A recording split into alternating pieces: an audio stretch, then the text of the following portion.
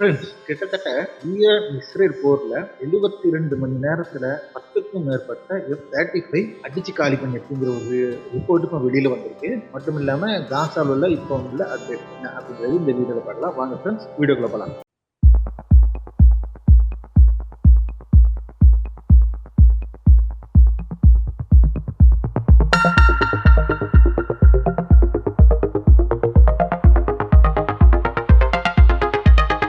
Hi friends, welcome back to SJ Tamil Nadu செய்திகள் and நான் உங்கள் எஸ்ஜே. ஃப்ரெண்ட்ஸ், இப்போ காசா செய்திகள் என்ன அப்படின்னு சொல்லிட்டு பார்த்தோம்னா, சமாதான பேச்சுவார்த்தை அது வந்துகிட்டு பெஞ்சமின் நெதன்யாவோட பிடிவாதத்தனத்தினால அது இதுவரை ஒரு முடிவுக்கு எட்டாத ஒரு சூழ்நிலையில் இருக்கு. ரெண்டு பிரச்சனையாவே தான் இருக்கு. ஒன்று வந்துட்டு காசா ஹியூமிட்டேரியன் ஃபண்ட்ஸ் அப்படின்னு சொல்லிட்டு, அதை ஹியூமானிட்டி ஃபண்ட்ஸ் அப்படின்னு சொல்லிட்டு காசால இவங்க இப்போ கொடுத்துட்டு இருக்க இந்த உணவு கொடுத்துட்டு கொள்றாங்கல்ல, இந்த டீமு தான் உணவு கொடுக்கும் அப்படிங்கிற மாதிரியும், அதே மாதிரி காசாலேருந்து வெளியில வர மாட்டாங்க, இஸ்ரேல் ராணுவம் வந்துட்டு காசாலேருந்து வெளியில வராது அப்படின்னும் ரெண்டு பிடிவாதமா பிடிச்சு நிக்கிறப்ப பெஞ்சமின் நெதன்யாவு என்ன நடக்க போது இதுக்கு வந்துகிட்டு கத்தர், சவுதி எல்லாரும் வந்துட்டு ப்ரெஷர் கொடுத்துட்டு இருக்கப்ப, அமெரிக்கா ப்ரெஷர் கொடுக்குறப்ப நெதன்யாவு கேட்குற மாதிரி இல்லை அப்படிங்கிற மாதிரிலாம் தான் நியூஸ் வந்துட்டு இருக்கு. என்ன இருந்தாலும் அது அந்த சைடு போயிட்டு இருக்கேன். ஒவ்வொரு நாள் லேட்டாவ அங்குள்ள இஸ்ரேல் வீரர்கள் வந்துகிட்டு பெட்டி கட்டி அனுப்பிட்டு இருக்காப்ல. ஒன்று பெட்டி கட்டி அனுப்பிட்டு இருக்கிறது வந்துகிட்டு ஹமாஸும் அவங்களும் செஞ்சுட்டு இருக்காப்ல. அதே மாதிரி இஸ்ரேலும் வந்துகிட்டு தினமும் ஒரு 100 கணக்கான பொதுமக்களையும் வந்துகிட்டு குழந்தைகள், பெண்கள் உட்பட எல்லாத்தையும் வந்துட்டு கொண்டு அழிச்சிட்டு இருக்காங்க. இதை இப்போ உள்ள நிலவரம். மத்தியில் வந்துகிட்டு ஐரோப்பிய யூனியன் வந்துகிட்டு இஸ்ரேல்கிட்ட பேச்சுவார்த்தை நடத்திருக்காங்க. மிக விரைவில் வந்துகிட்டு ஐரோப்பிய யூனியன் காசால வந்துகிட்டு உணவு விநியோகம் செய்வாங்க அப்படிங்கிற ஒரு நியூஸ் வெளியில் வந்துட்டு இருக்கு. பார்க்கலாம் என்ன நடக்கும். சரி, முக்கியமான விஷயம் என்ன அப்படின்னு சொல்லிட்டு பாத்தீங்கன்னா, ஈரான் வந்துகிட்டு இஸ்ரேல 12 நாள் அடிச்சிச்சு. இந்த 12 நாள் போர்ல வந்துட்டு எனக்கு ஒண்ணுமே படல, கொஞ்சம் பில்டிங் உடஞ்சிச்சு, கொஞ்சம் பேர் இறந்துட்டாப்ல அப்படிங்கிற எல்லாமே மூடி மறைச்சு. ஒரு காலகட்டத்தில் வந்துகிட்டு அமெரிக்க பிரசிடென்ட் டொனால்ட் ட்ரம்ப் என்ன சொன்னார்னா, ஈரான் வான்வெளியே வந்துட்டு எங்க கையில தான் இருக்கு அப்படிங்கிற அளவுக்கு வந்துகிட்டு ஒரு நியூஸ் சொன்னார். ஏன்னா உண்மையிலே அந்த நிலைமையில தான் இருந்து. ஏன்னா ஏர் டிஃபென்ஸ் ஃபுல்லா வந்துகிட்டு மொசாது ஆட்களை வச்சுக்கிட்டு, உள்ளுள்ள துரோகிகளை வச்சுக்கிட்டு அதை காலி பண்ணிட்டாங்க. ஸோ ஏர் டிஃபென்ஸ் ஒர்க் ஆகல அப்படிங்கிற காரணத்தினால வந்துகிட்டு மிகப்பெரிய அடி விழுந்திருக்கு. ஆனா அதே டைம்ல ஃபுல்லான ஏர் டிஃபென்ஸும் காலி பண்ணலை. ஒரு 50% ஏர் டிஃபென்ஸ் தான் காலி பண்ணியிருக்காங்க. இது 50% ஏர் டிஃபென்ஸ் வந்துகிட்டு ஒர்க்கிங்ல தான் இருந்துச்சு. இந்த ஏர் டிஃபென்ஸ் மூலமா 72 மணி நேரத்துல கிட்டத்தட்ட 12 F-15 F-35 விமானத்தை வந்து சுட்டு வீழ்த்தியதா ஈரான் சொன்னாங்க. ஆனா இதையெல்லாம் வந்துகிட்டு வழக்கம் போல இஸ்ரேல் வந்துகிட்டு தள்ளுறது தானே. அப்படிலாம் ஒண்ணுமே நடக்கல. எங்க F-35க்கும் அவங்க F-15 வந்துட்டு இங்க போர் விமானங்கள் ஒண்ணுமே ஆகல, நாங்கெல்லாம் அப்படி அப்படிங்கிற அளவுக்கு வந்துட்டு கொண்டு விட்டாங்க. இப்போ என்ன நடக்குது அப்படின்னு சொல்லிட்டு பார்த்தோம்னா, ரெண்டு பிரச்சனை எழுப்பியிருக்கு. ஒண்ணு வந்துகிட்டு இஸ்ரேல்ல கிட்டத்தட்ட 12 போர் விமானங்கள், 12க்கு மேலான போர் விமானங்கள் வந்துட்டு காணல. அப்ப அது எங்க ஒரு கேள்வி. அங்குள்ள இஸ்ரேலிய நாளிதழ்கள் வந்துகிட்டு வெளியில விட்டுருக்காங்க. இதை சுட்டி காட்டி இந்துஸ்தான் டைம்ஸ் வந்துகிட்டு ஒரு நியூஸை வந்துகிட்டு வெளியில விட்டுருக்காங்க. அப்ப இந்த 12க்கு மேற்பட்ட போர் விமானங்கள் வந்துகிட்டு குறைவா இருக்கு, கம்மியா இருக்கு. அப்ப இந்த போர் விமானங்கள் எங்க? அந்த கேள்விக்கு இதுவரை வந்துகிட்டு இஸ்ரேலிய அரசு வந்துகிட்டு விளக்கம் கொடுக்கல. ராணுவம் வந்துட்டு ஐடிஎஃப் வந்துட்டு விளக்கம் கொடுக்கல அப்படிங்கிறத வந்துட்டு அவங்க சுட்டி காமிச்சு. அப்போ ஈரான் சொன்னது உண்மைதான். 10க்கும் மேற்பட்ட விமானத்தை வந்து நாங்க தாக்கியிருக்கோம் அப்படின்னு சொல்லிட்டு சொல்லியிருக்காப்ல.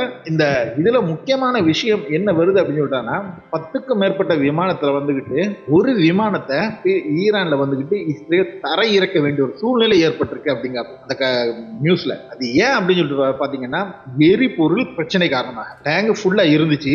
ஆனால் எரிபொருள் ஃபியூயல் இன்ஜெக்ஷன் பிரச்சனை காரணமாக வேற எங்கேயுமே நகட்ட முடியாது, ஈராக்குக்கு கொண்டு செல்ல முடியாது. அது ஈரான்ல நடுவுல நிற்கும் போது வந்துகிட்டு வேற வழி இல்லாம அங்கேயே இறக்க வேண்டிய சூழ்நிலை ஏற்பட்டு விட்டது. அதுல பிடிக்கப்பட்டதான் ஒரு பைலட்டை பிடிச்சு வச்சிருக்காப்ல. இப்பவும் வந்துகிட்டு அந்த பைலட் வந்துகிட்டு ஈரான் கையில தான் இருக்கா. அந்த ஒரு F-35 வந்துகிட்டு இப்பவும் வந்துகிட்டு ஈரான் கையில தான் இருக்கு. இந்த F-35 இது வந்துகிட்டு 100% உண்மை. இனி இந்த பைலட்டை இவங்க வந்துகிட்டு கொண்டு வரணும்னா நடக்கிற காரியமே கிடையாது.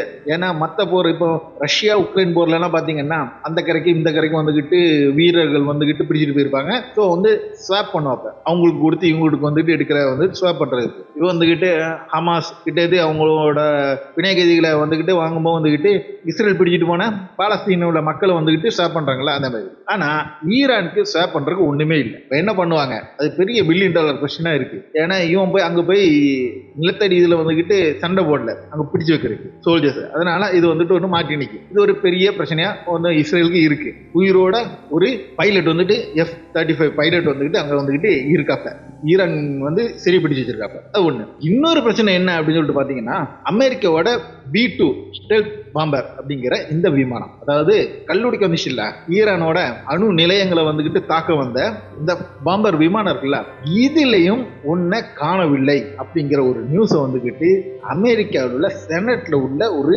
மெம்பர் வந்துகிட்டு இப்ப கேள்வி எழுப்பியிருக்காங்க. இது எப்படி நடந்துச்சு அப்படின்னு சொல்லிட்டு கேட்கும்போது கிட்டத்தட்ட என்ன சொல்றாங்க அப்படின்னு சொல்லிட்டு பார்த்தாங்கன்னா, அந்த நியூஸ்ல அமெரிக்கா கிட்ட கிட்டத்தட்ட 17 ஸ்டெல்த் பாம்பர் B-2 ஸ்டெல்த் பாம்பர்ஸ் வந்துகிட்டு அவங்ககிட்ட இருக்கு. 17. இந்த 17ல வந்துகிட்டு அன்னைக்கு ஈரானுக்கு அனுப்புனது 7 ஸ்டெல்த் பாம்பரும் ஈரானுக்கு அனுப்பியிருக்காங்க.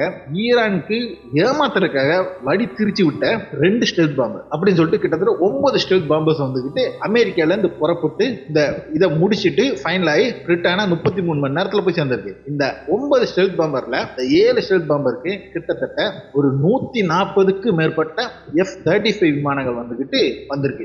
அது ஒரு பாம்பர் விமானத்துக்கு இவ்வளவா அப்படின்னா அப்படி கணக்கு வராது. இது எப்படி வரும் அப்படின்னு சொல்லிட்டு பாத்தீங்கன்னா, இந்த ஸ்டெல்த் பாம்பருக்கு முன்ன பின்ன அப்படின்னு சொல்லிட்டு மேலே கீழே அப்படின்னு சொல்லிட்டு 6 விமானங்கள் F-35 அட்டாக்கிங் விமானங்கள் வரும். இந்த அட்டாக்கிங் விமானங்களுக்கும் இந்த ஸ்டெல்த் பாம்பருக்கும் ஃபியூயல் ரீஃபில் பண்றதுக்காக என்ன செய்வாங்க அப்படின்னு சொல்லிட்டாங்கன்னா, ஃபியூயல் கேரியர் F-35 விமானம், அந்த F-35 விமானம் ஃபுல்லா வந்துகிட்டு பெட்ரோல் மட்டும்தான் இருக்கும். ஃபிளைட்டுக்குள்ள பெட்ரோல் மட்டும்தான் இருக்கும், ஜெட்டுக்குள்ள பெட்ரோல். அந்த பெட்ரோல் தாங்கிட்டு வர்ற விமானங்கள், அப்படி அந்த விமானங்கள் சொல்லிட்டு பாத்தீங்கன்னா 14 விமானங்கள் பிளஸ் இது வந்துகிட்டு 6 அப்படின்னு சொல்லிட்டு பாத்தீங்கன்னா கிட்டத்தட்ட 20. ஒரு ஃபிளைட்டுக்கு 20 அப்படின்னு சொல்லிட்டு கிட்டத்தட்ட 140க்கு மேற்பட்ட விமானங்கள் வந்துகிட்டு இதோட சேர்ந்து வந்துருக்கு. இப்படி 7 விமானங்கள் வந்துட்டு போன எல்லாமே வந்துட்டு ஈரான் மேல பறந்துட்டு போன எல்லாமே வந்துட்டு, ஆனா வழி மாற்றி விட்டு ஏமாத்திரக்கா விட்ட 2ல 1 வந்திருக்கு, 1 எங்கன்னு சொல்லிட்டு காணவில்லை அப்படிங்கிற ஒரு கொஸ்டின் வந்திருக்கு. இப்ப எங்க இருந்து என்ன நடந்துச்சு அப்படிங்கிறதுக்கு இதுவரை வந்து ட்ரம்போ இல்லை பென்டகனோ வந்துகிட்டு வெளியில விட மாட்டேங்கிறாங்க. இந்த கேள்வியை கேட்டது யாரு அப்படின்னு சொல்லிட்டு பார்த்தோன்னா, அங்குள்ள செனட் உறுப்பினர் மட்டும் இல்லாம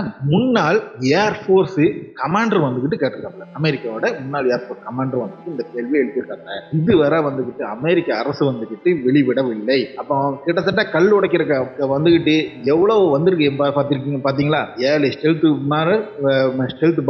B-2 பாம்பர்ஸும் அது கூட சேர்ந்து 140 F-35 விமானம், இவ்வளவு பேர் வந்துட்டு தான் அங்க வந்துகிட்டு அந்த மலையை உடைச்சிட்டு போயிருக்காங்க. ஒரு மலையை மட்டும் உடைச்சிட்டு போயிருக்காங்க, ஒரு காரியமும் நடக்கல. இது ஒரு மிகப்பெரிய ஃபெயிலியர், அதுதான் எல்லாரும் சொல்லிட்டு இருக்காங்க. அப்ப கிட்டத்தட்ட ஒரு ஸ்டெல்த் பாம்பர், ஒரு 12 F-35 அமெரிக்கா ஒரு ஸ்டெல்த் பாம்பரும் காணாம போயிருக்கு, காலியாயிருக்கு அப்படிங்கிறது தான் இப்போ வந்துகிட்டு ஒரு உண்மையான நியூஸ் இப்போ வெளியில வந்துட்டு. ஓகே ஃப்ரெண்ட்ஸ், அடுத்த ஒரு நல்ல ஒரு வீடியோமாய் உங்களே சந்திக்கும் வரை உங்களிடம் இருந்து விடைபெற்றுக் கொள்வது உங்கள் SK.